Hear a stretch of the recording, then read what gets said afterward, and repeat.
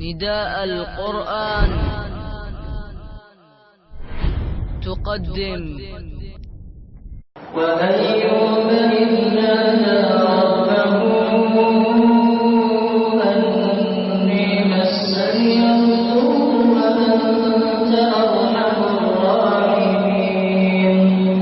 فاستجبنا له فكشفنا ما به من ضر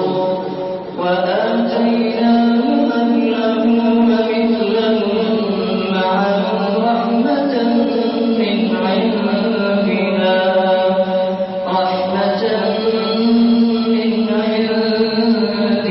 وذكرى للعابدين وإسماعيل وإدريس وذا الكفل كل من الصابرين وأدخلناهم في رحمتنا إنهم من الصالحين وذا النون إذ ذهب مغاضبا فظن أن لن نقدر عليه فنادى في الظلمات أن لا إله إلا أنت سبحانك إني كنت من الظالمين فاستجبنا له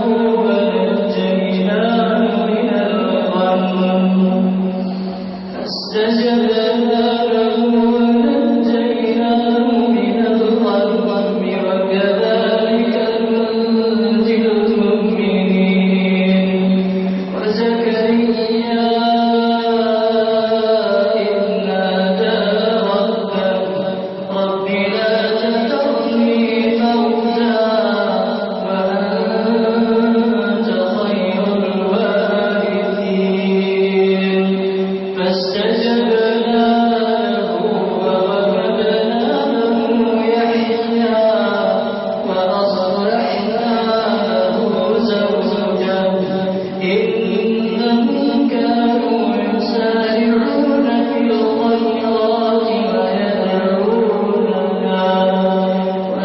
ويدعوننا رغبا